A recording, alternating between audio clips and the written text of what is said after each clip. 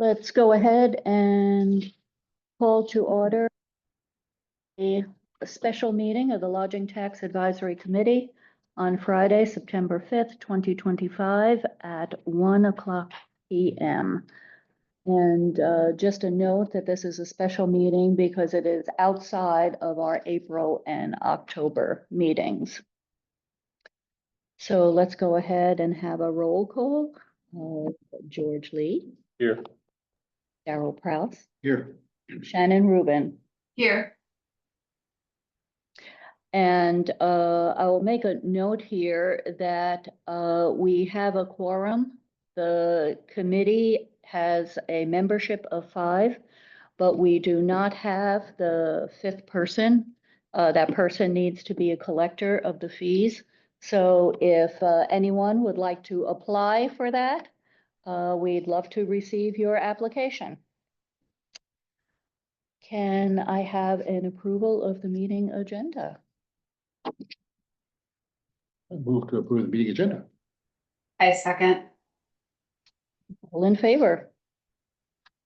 Aye. Okay, the first thing is the timeline. Many of you have already seen that the application, the City of Ocean Shores Lodging Tax Funding Program request for proposals for 2026 funds has been posted. There is a link on the website on osgov.com. And the first page of the application shows our timeline. And that's the applications were posted on September 2nd. The applications are due to the city clerk for pre-screening by September 30th. Applications are submitted to our committee October 3rd, and then that gives us 5 weeks to review all of the applications and send our recommendations to the city council for November 10th, 2025. And that November 10th is actually a Monday. The city council was moved that week because of Veterans Day being on Tuesday. So we have one less day to present it on Monday rather than a Tuesday. Are there any questions about that timeline? We'll come back to the application for item number 4 and review it in detail. But any questions about the timeline? No? Okay, well, let's move to number 3, which is the lodging tax restricted fund reserve requirements. And I'll ask Sarah to give us some of the financial information related to how LTAC is doing and looking at how we can budget for the upcoming applications. So in the resolution that's associated with the lodging tax, it says that the city or city council will hold back 10%, meaning they will issue up to 90% of the lodging tax money. Last go around, the Lodging Tax Advisory Committee and then the council issued almost 100% of the money, so we were out of compliance with our own resolution, which is just a guideline. It's not a law. It's not a rule. When we did last year's funding request, I provided from the city's point of view, because as you know, we're having different ebbs and flows with our hotels and the standards and the people visiting. So issuing all of the money just seems inappropriate to me. So what we did last year is we showed, here are all the requests.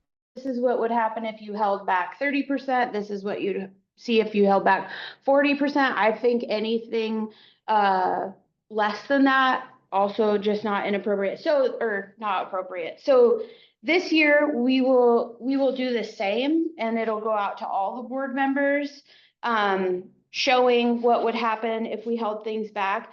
I did just some quick calculating this morning, and I went from what we currently have to what we would gain in the next well, 5 months of our financials, because our financials are good through July, and we'd be at about 1.3. They've done it several different ways, how they calculate their LTAC. Some of it I just don't agree with. So I didn't do it that way. It was kind of putting, hey, this is what we'll get next year, so we could issue even more this year. It just didn't look good. So I just went to the end of the year, and then again, if our actuals come out, in February and we have more money, that's why we open up that surplus part. So that'll be at least finance's position on the lodging tax this year. You'll be provided with different scenarios showing different holdbacks. We will provide the 10% just because that's a part of our resolution, but we will encourage at least 30 to 40% given our current status with our local hotels, and then as we kind of go through the short-term rentals and bringing those into compliance, because we do get a transient 2% off of those as well. So I think that that's kind of all I had for that fund and what we're looking at, Denise. Okay, so you should have in front of you the, or at least, hadn't given them? No, I have this one. You can look at. That's the scenario that I provided last year, like if we did full funding, and then of course, if they did full funding, it was $230,000, we didn't have enough, and then so on and so forth. Our main objective with that, because we have a public facilities district, which is the convention center, our main objective with LTAC is taking care of the operations of the convention center. So that will always be reflected in this breakdown, is paying for the convention center and the convention center only in the holdback breakdown that we have. But that's because that's just where I'm coming from as due diligence. This is what you have to take care of. And that convention center one will not include, or will include and then will not include capital requests. Will Okay. include or not?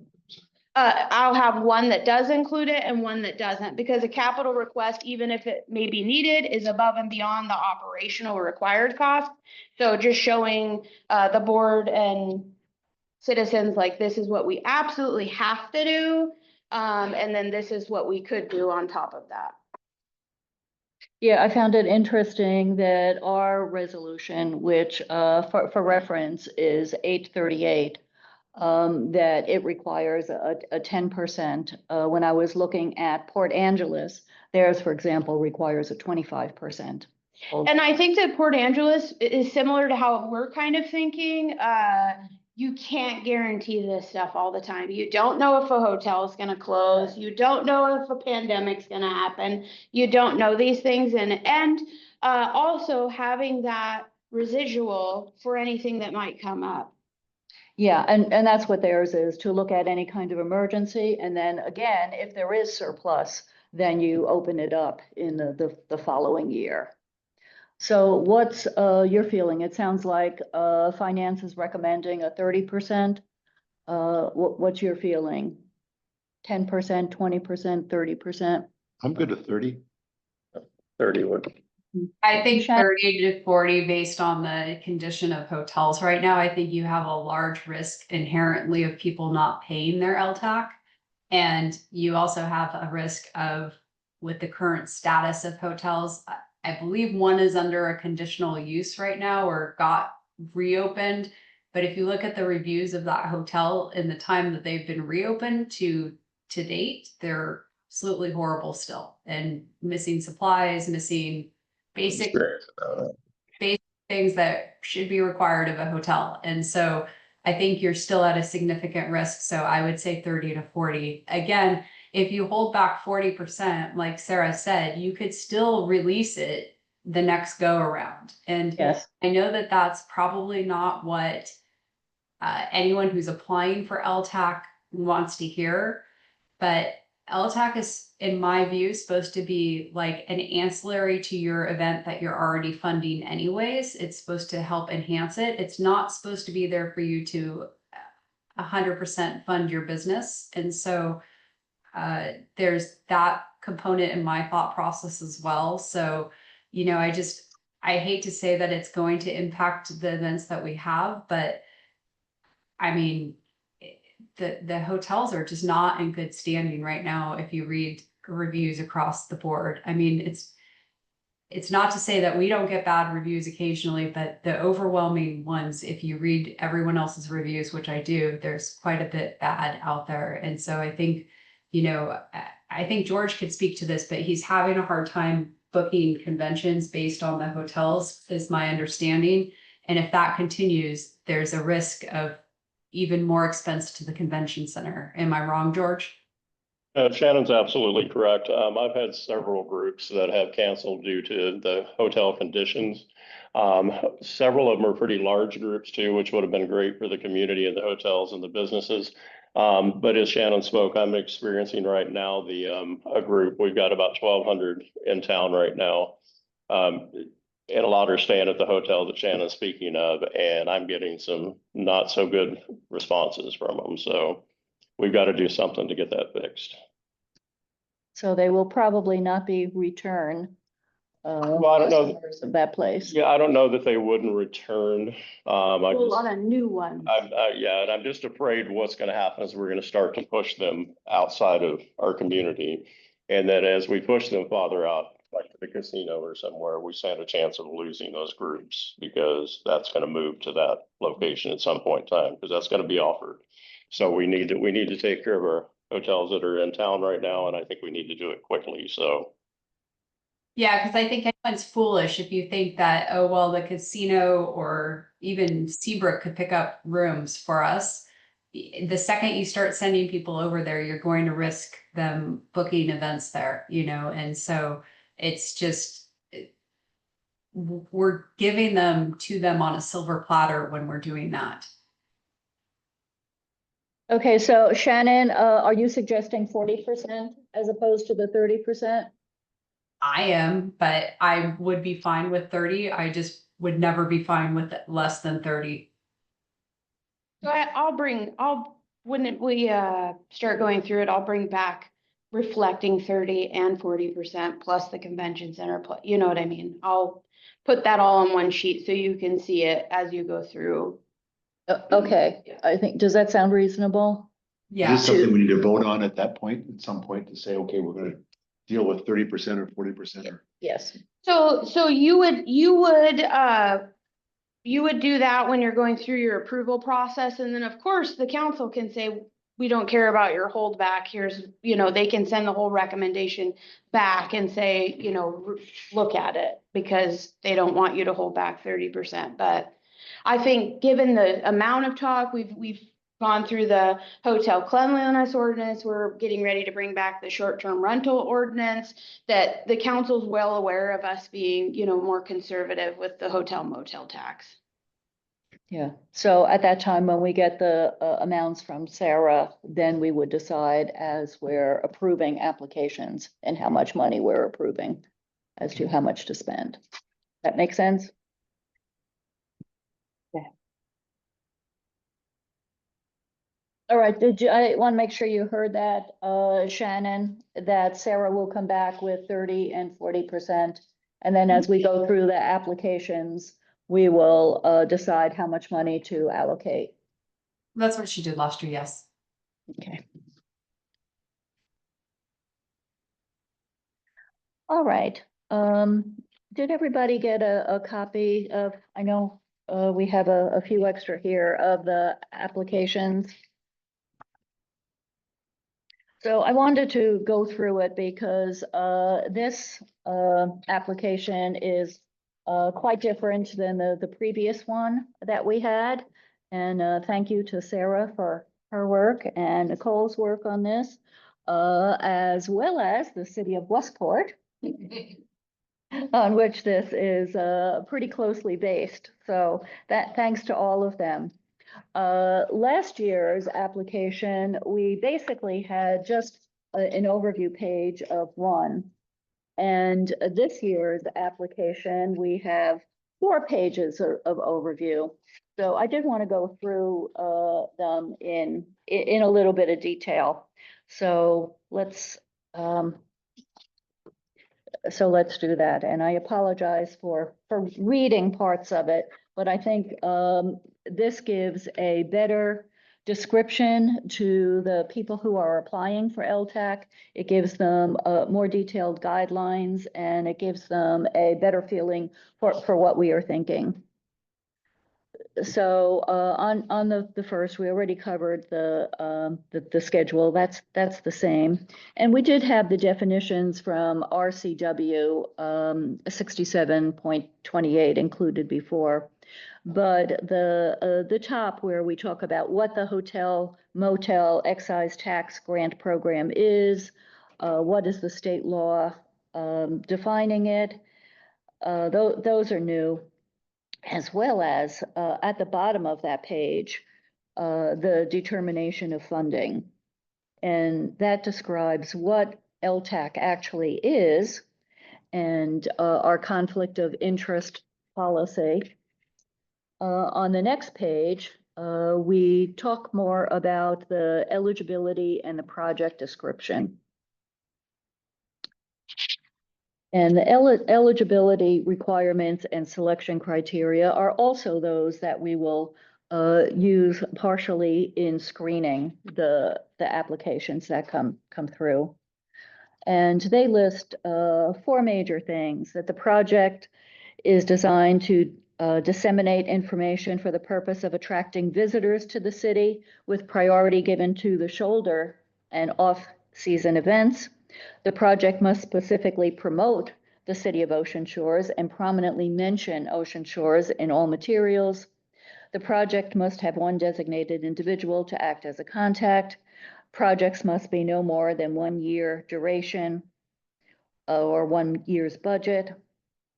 And then we go down to the criteria used by LTAC to evaluate and rank the applicants. And those are promoting tourism. And on the next page, we actually have 12 different things for the criteria: marketing, area of impact, cost effectiveness, clarity, promoting large events, cooperative nature, self-evaluation, innovation, scale of project, likelihood of participation, and degree of participation. So those are all things that were not outlined in that kind of detail before. Are there any questions or input as we go through these? I have one. Yeah. When you go through the criteria, you've got Mhm. in various categories. Are we gonna like do a 1 to 10 on each one? Is that how you start judging people? Applicants, rather? Well, that's certainly one way that we can do it. I don't believe that was done before, but I think looking at the criteria and judging according to that is certainly one way to make it a little fairer and a little bit more transparent as to how we're evaluating things. And I think that Shannon could even attest, because that was where they kind of start with that guideline of, this is what we're gonna look at first, and then it kind of turned into this. But this guy needs it, and so we didn't really stay with the guideline. So it would be good to rate and rank them very clearly as a part of their screening process. Like how many criteria? Right, how many criteria do they meet? Does it, where does it fall within the, bringing in tourism? Is it in an off season? Like those kinds of things, making it very clear. And, that stuff can be retained with those applications.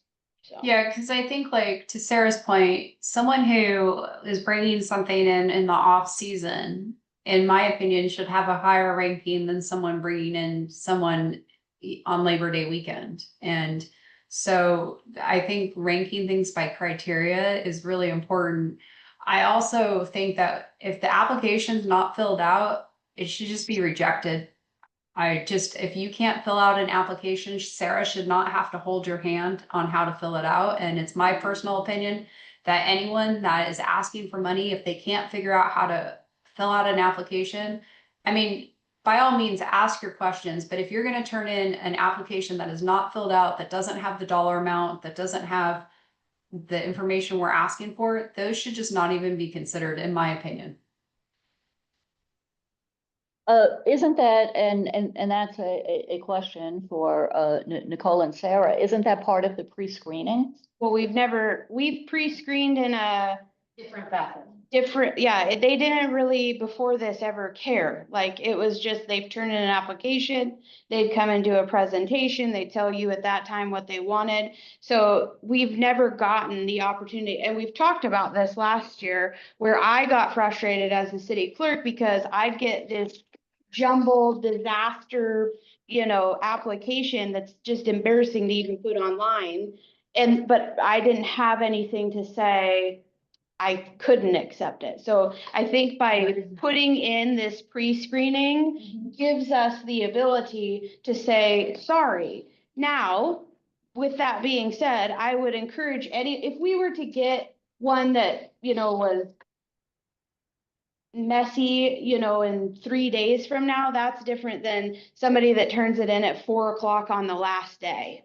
And there is in that talks about if they submit an incomplete one, we're supposed to reach out to them. Yes.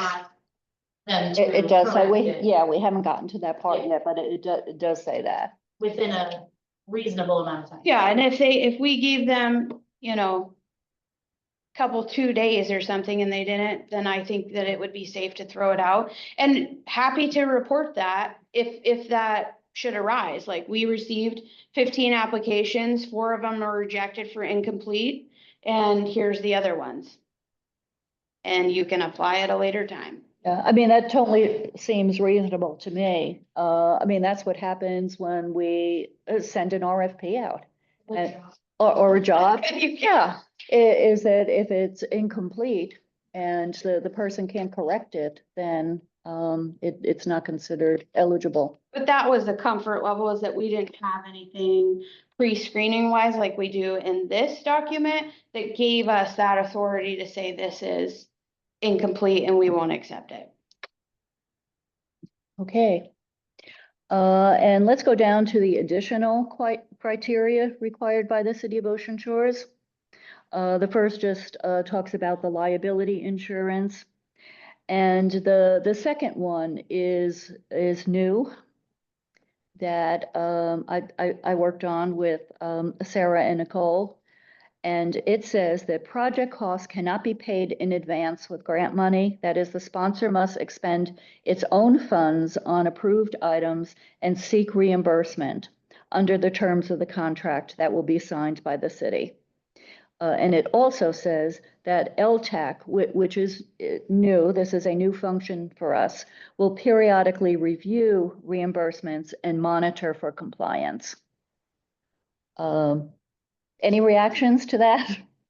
I love that. And I think I could think of at least 2 events or 2, not events, let me just say 2 receivers of funds previously that, in my opinion, didn't spend the money how I thought they were going to spend the money or what was presented to me. So I think that if you were doing it after it was spent and things like that, and there'd be room to at least have more control. And I don't think we have a lot of control. I think once we give the money, we're giving the money and we're not getting anything. I could think of one applicant in particular where I think we gave them money and then the event never even happened and we never collected the money back. So I think that that's really important to have that in there, that they should be funding and then submitting for receipts. The only question we had on that is, and we chatted about it, is that I don't know, like, I don't think kind of the smaller ones that have been, and not that you would recommend them this time, but the smaller ones in the past, like sometimes those nonprofits don't have the capital to go out and purchase. Is the LTAC committee, like, could we pay it on an invoice? Like if they went and to wherever they were gonna go for something and say, please invoice the city of Ocean Shores. And they notified us, like, would we pay based on an invoice for that? That was my only drawback, is like, I actually brought up North Beach Community TV. If they got $20,000 and it was for a $20,000 piece of equipment, do they have the capital to go out and say, here's 20 grand and wait to be reimbursed? So if we were invoiced by the company with, you know, whoever the nonprofit liaison is, saying this is what we're doing as a part of our LTAC, could we pay it that way? And we did have that discussion about, you know, smaller organizations need quote seed money to get started. So what's your On that- feeling on paying on an invoice? Did you run that by your legal counsel? Well, the city can be invoiced for anything, and I guess they have a hard argument because we technically owe them the money on an agreement, but no. I mean, I would, as long as we're sure that there's no liability to the city for doing that, like you're not incurring any additional. Yeah, like it's not our equipment, it's not, yeah. We Yeah, can do that. I don't necessarily have a problem with that. I think, again, 99% of the time, these should be very steadfast guidelines, but I think there's always going to be that exception where sometimes, you know, they are guidelines and you need to try and to adhere to them, but I don't think they're, you know, like in that case of a very small nonprofit that's trying to start something, you know, it's different, but I still go back to the fact that I've seen producers and things come in with these really large ideas and we're funding the entire thing. And it's a little bit different than like your local nonprofit, in my opinion, that's trying to start or get something going. You know, it's a little bit different in my opinion. Okay, well, I think Shannon makes a good point. Can you Yeah. check that out? Yep, I'll send all of you the response also. I'd like to see something instead the LTAC will periodically review reimbursements, maybe to set up some kind of a schedule. So we're gonna do this stuff every month, every other month, or every 6 months. Yes, I would like to see that, a standard of other LTACs. Some of them meet monthly, some meet every other month, and some meet every 3 months. And then- So I think that would be something that we would need to decide as what our schedule would be. And then when are the recipients be required to submit? Yes. Status. So maybe they have to do that every meeting or something. So is it my understanding right now, Sarah, that when they do the reports after the event, are we requiring copies of receipts or any of that stuff? Or are we just taking their number there? No, we have, on a lot of the ones that do due diligence, you get the receipts and everything like that. The agreement that we created for this year is way more, like, it has everything in it that they need to do. Like, every receipt needs to be in there, but the receipts now will typically come from us paying them based on reimbursement. So each one of these will end up having a file. So by the time they make it to their end of your report, they're giving really the statistics of the event or the internet fancy words that Daryl would use, stuff that happened. We've already kind of taken care of the money where we haven't had like a good process in place for that kind of information. I would imagine you'd have like a finalized budget at the end of the year. Because you've already had all the receipts that they've gotten reimbursement from. And then to Sarah's point, you'd have the data about how many heads and beds as the final report. So there'd be very minimal amount of things that they should have to produce at the end of the year because they should have been already tracking it the whole way through. And I think that's been kind of the problem, is that you're given all the money and then your event's not for 10 months. And then you're supposed to, you know, provide all of this stuff within 30 days after that. And it just, we're the board meeting more frequently and the reimbursement program, like, it's just gonna keep everybody on the up and up, including us, like staying on top of these different ones. And I think even if the meeting or the event is going to be, you know, 10 months down the way, if we are meeting every month, every couple months, then we should be requiring, what is happening in the planning Sure. before the event. So we know that there is still progress going on. I agree completely, and I think if someone's getting the money, they could afford us the courtesy of attending those meetings. It shouldn't be like, well, my event isn't until January or December 31st. I mean, if we're meeting every couple months, even if their event isn't until the end of the year, they should be inclined to be participating. Because if they do have a big event and they aren't planning by several months ahead of time, then we know we have a problem anyway. The last minute.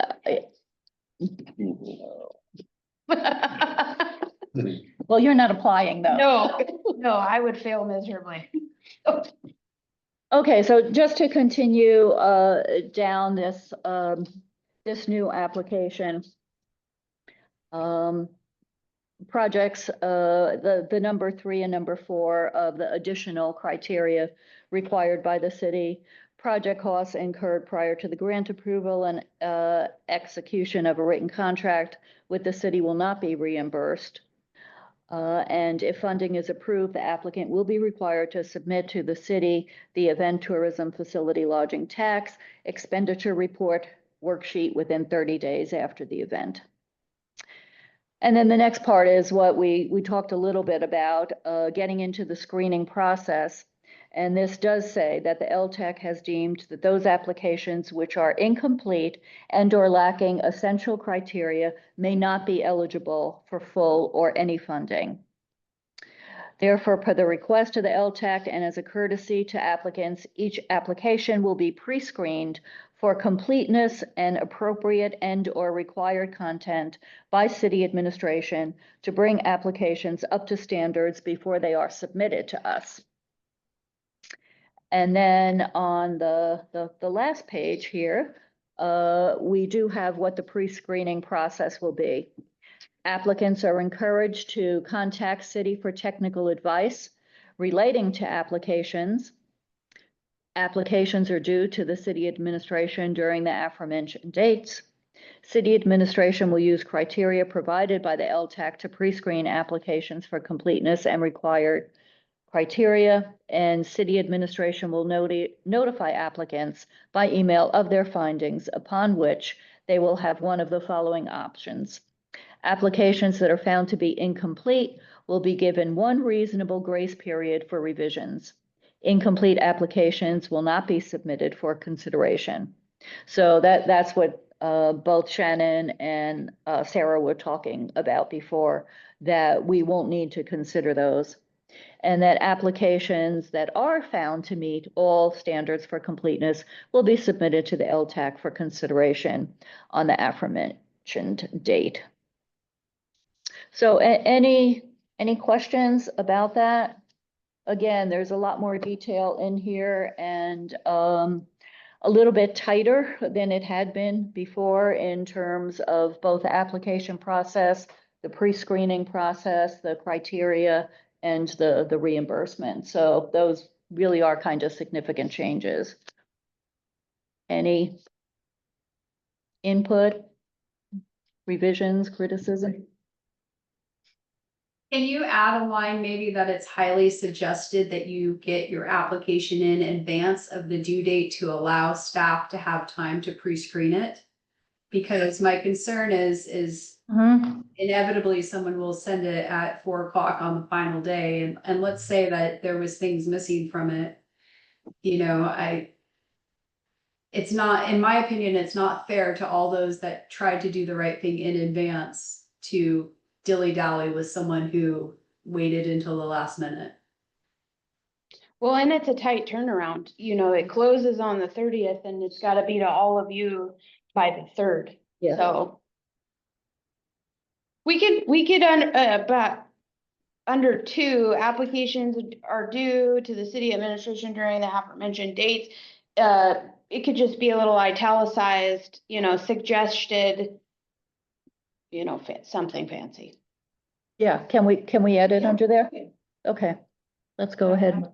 Yeah, so, yeah, we've kind of seen little bits that you stare at documents too long and stuff starts disappearing, so. Okay. Everything You together. guys did an Yeah. excellent job.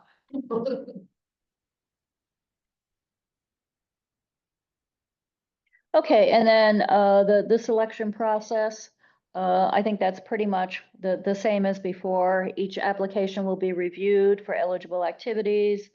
Upon completion of the review, LTAC may request some, all, or none of the applicants to make an oral presentation in order to more fully understand the proposed projects. And I actually had a question, particularly for Shannon and George on that. Because I know in the past there was a little bit of pushback or controversy about having some people come in for interviews and not having others come in for interviews. What's your feeling on that? My feeling is, I think, is if we've all agreed, that we're not going to accept that application or that we're gonna reject it, I don't know why we would put them through it at that point in time, but I mean, do we owe them the opportunity to come in and present, or we've already made that decision, so. Well, I think if we're rejecting the applications, then they won't come to us. But I think in the applications that do come to us, that do pass the pre-screening, the way we have it written here, and I believe the way it was done last year, was that we interviewed some of the applicants, but not all of the applicants. I think, if you think about it, the amount of applications we got last year, it would have been an 8-hour meeting if we took every single interview for a pitch per se. And I think on base level, if you read an application and you know that you're not fond of it for whatever reason, and you know that you're not going to be a yes vote, putting the city through that, the staff, I mean, I believe they're all still get paid to attend these meetings. And that's a cost to the taxpayers. I think and the general audience and whatnot, and ourselves as volunteers, that's a really long meeting. I don't have any problem listening to everyone's sales pitch if there's 3 or 4 applications. But if there's 25 and I know that 5 of them I absolutely will never vote for, I don't see entertaining it if we're all in agreement that all 5 of them we were absolutely never going to entertain. I've seen applications where they have given outstanding information as to what they're going to do. They've provided supporting documentation as a presentation or whatnot in the application, so you have material to review. And it's pretty clear what they're intending to do. So you may have just a few questions. So I understand wanting to be perceived as fair, but I also question if you have 25 and how it's fair to give everyone that amount of time. If you know, like if we're holding back 30 to 40%, that's a lot of money. And if we get applications that, come in and you know for sure you're not going to be able to fund all these applications, that's just a really, really long meeting process when you know you're not going to be able to fulfill them all. So, I mean, I'll go along with whatever you guys want, but I know why it was done the way it was done last year. And that's because and quite honestly, I'm going to say, I don't think there's anything that someone could have come in and said about their application that would have changed my mind on it. Because if you can't be, in my opinion, you're asking for money from the city. It's a gift to you. When I asked for COVID money, when I asked for grants during COVID, when I did SBA loans, I had to give them every single piece of information they wanted. And when I was asking for a grant, I gave them more than they wanted because I needed that money. So if someone can come in with that, then for me, I don't need to spend 20 minutes listening to their sales pitch because I'm not going to change my mind. Okay, I mean, that makes sense, and that's the way this is written now. I was just asking, because now it says that, we may ask some, all, or none of the applicants to come in. So this really does give us the flexibility. Well, and I think a presentation is the word that keeps like, oh, are you being nicer to one or not? to the other, where it actually was ones they had questions for. Like, we saw your application, you gave us 150 different things, but we have questions on, can you do this with it? Can you do that with it? Would you be willing to do this with it if we were to give you funding? So it wasn't that they wanted like presentations from those people. They had questions, concerns that they wanted to talk about with them.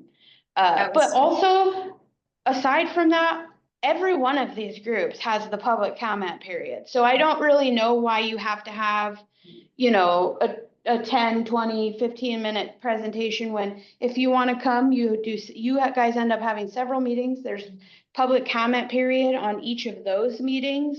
I can't remember if we did them before and then after, you guys kind of talked. So there's lots of opportunities, you know, for people to come and chat about their group or their event or their product or equipment. And Okay, to, yeah, just go really- ahead, Shannon.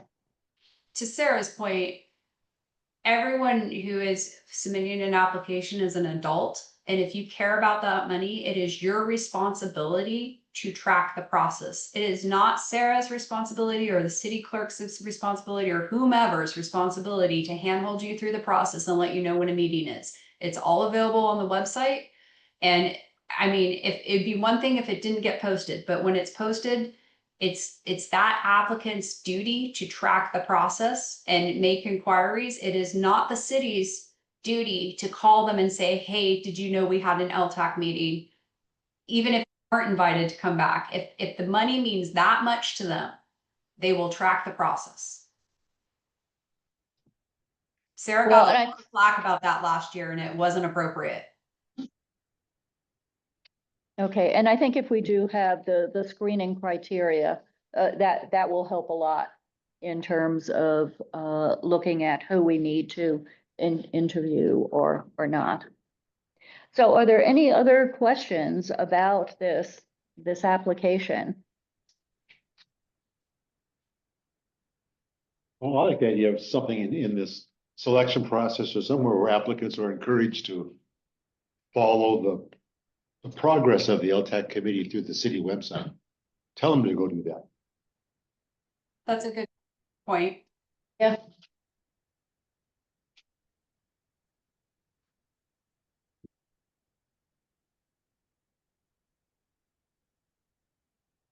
And there's just one other part of this application that I wanted to point out, and that's towards the back where it's the actual application for 2026 funds, and it's page 3 of 4 in the back.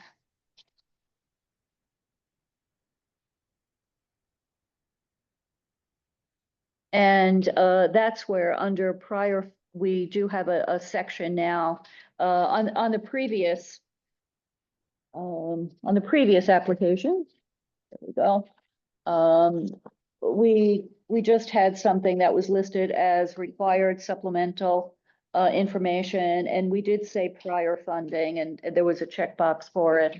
On this application, it's actually spelled out where we have prior funding. Fill this out if you receive funding in 2024 or 2025. How are the funds spent? How did your event activity enhance tourism, and list any measurable outcomes?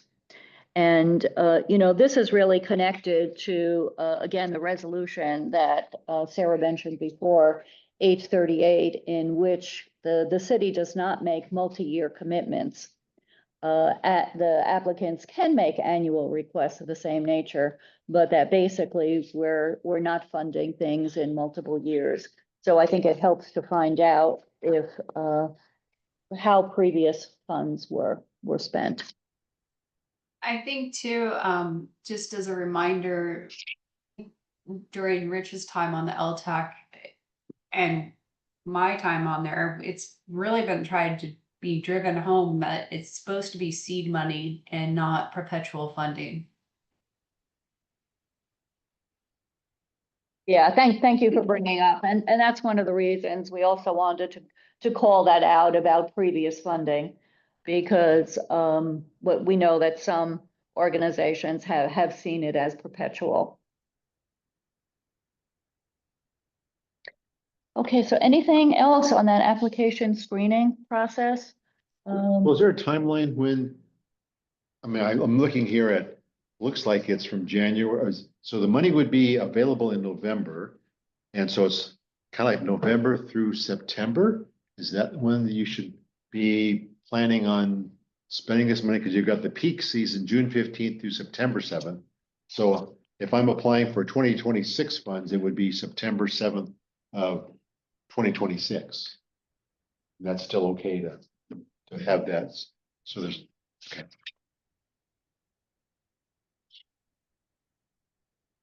Okay, It's for funding use in 2026. Yeah. So you can use it all the way to December 31. Yeah, because if you applied in 26 for the recommendation in November, you can't have that money until the next January. So it doesn't behoove in December of next year to apply next year. They would need to apply this year. I think that should be in here somewhere. This is the timeline that, this is for 20 fiscal year, or actually the calendar year of 2026.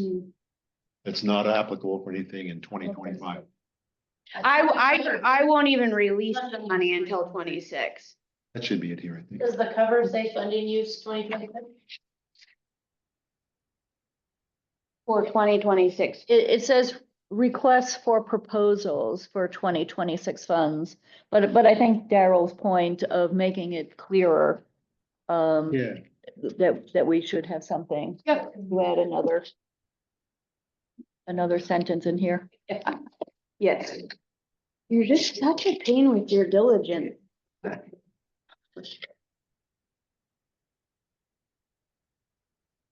And I will come up with a evaluation sheet and send it out to everybody for your input. Helpful. Okay, is there anything else on the application screening process?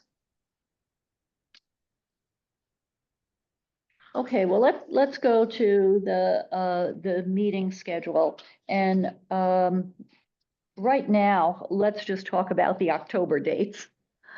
Because we have just that short period of time, 5 weeks.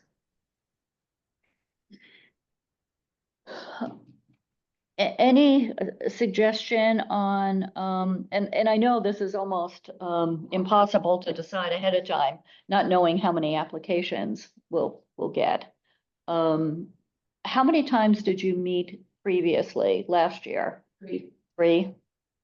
Do we want to look at least setting up 3 tentative dates in October? So the 3 were specific to, the first one was for all of the LTAC members to review. The second one was if there was individuals that the board wanted to have come in and ask questions and get answers. And then the third one was the whole vote recommendation to take to the council. Okay, well, that makes sense. Does that make sense to everybody else?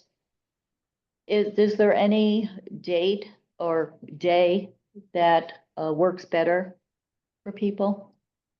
I'm trying to pull up the calendar. right Yeah, I now. know. I'm gonna be, Yours is probably the craziest. Yeah. Library. Yeah, I could probably just grab her book. Oh, that might be. I'll grab her. There. On the first meeting, how long did it last last year? Yeah. Yeah. I don't even think I went to that one. I went to the second one. I don't even remember. There were so many applications. Yeah, there was I like mean- 14 or something, wasn't there?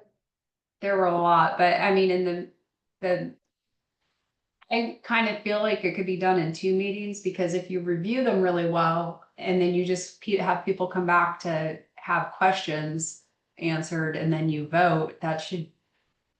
I'm going to assume that if we're going to hold back 30 to 40%, there's not going to be a lot of money to distribute.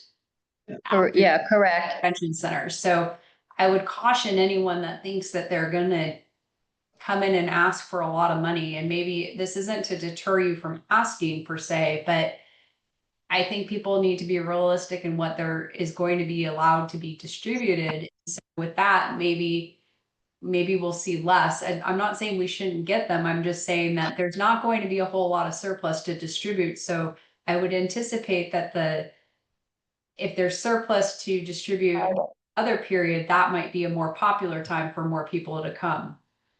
Because there's not going to be a lot left if you're holding 30 to 40% back.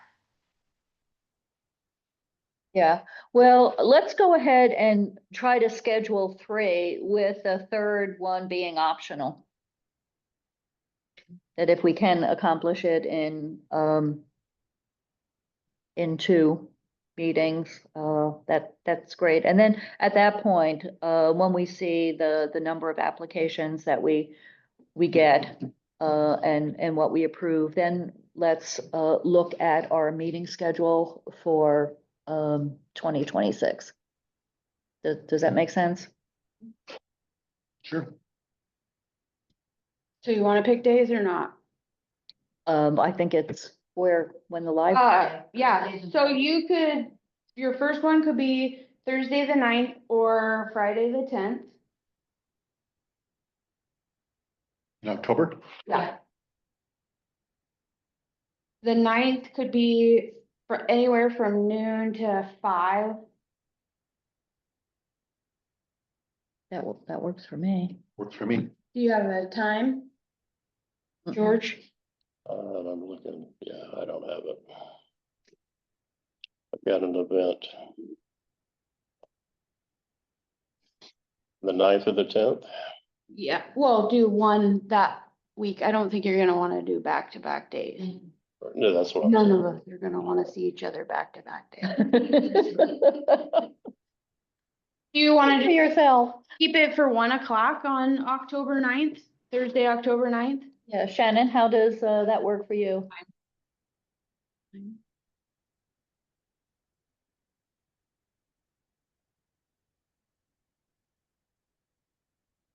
Thursday, the 16th and Friday, well, October 9th. you're gone on the 16th. 17th? Are you still gone? They're both gone.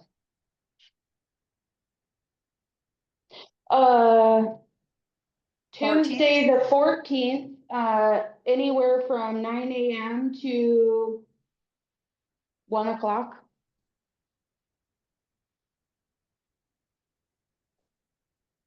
That's fine for me. I might actually be in town. You're saying the 14th? Yeah, you're still gone? Well, you can get on Zoom. Well, I also, I'm in the middle of Disneyland. I'm not good. Mickey. We're going upside down all. I think we should just skip the week of the 13th through the 17th. And go to.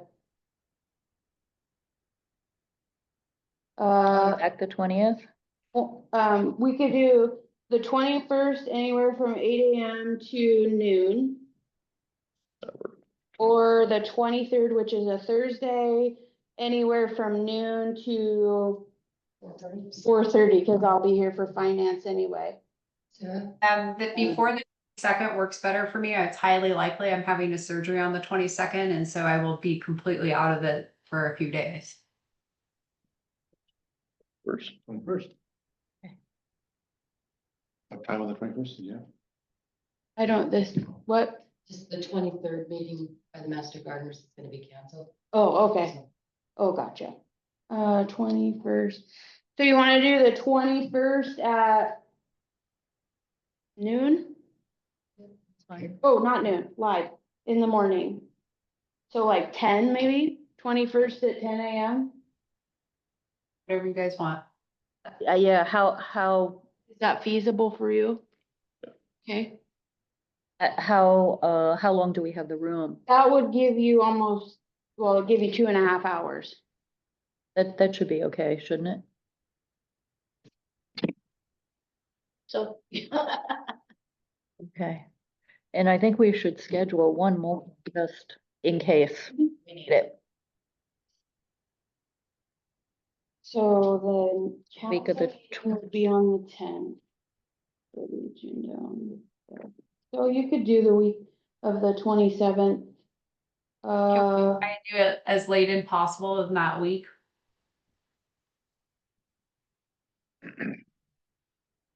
So the 31st is open from, that's Halloween morning. Yeah, I'm all. Is anyone not available? No. I won't be, but I don't have to, I mean. You They got just have to somebody report for you back to to come you. online. Let's see, Thursday. When, yeah, I mean. That point, I should kind of already know what you're looking at anyway, she'd be here. Yeah. I mean, unless Daryl's getting dressed up and going somewhere. I got a football game that night, so as long. Oh, before- well, I the would think 30 if we have it in the morning. yeah, 31st is open all day until 4 PM.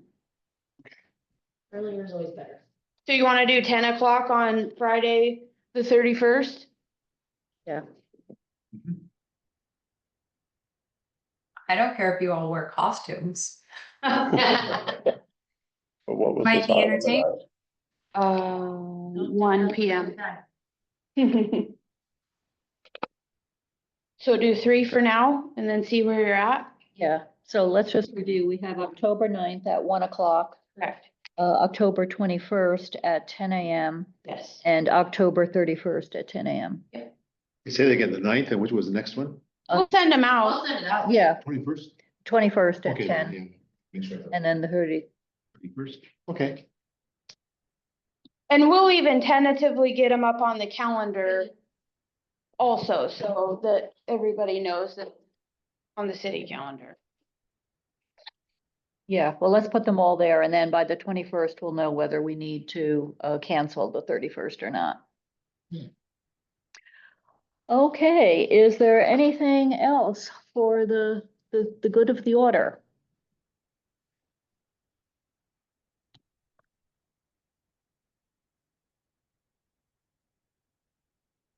Shannon? No, I don't have anything. I appreciate all the effort that went into fixing the application. Okay, motion to adjourn. Thank Okay. you.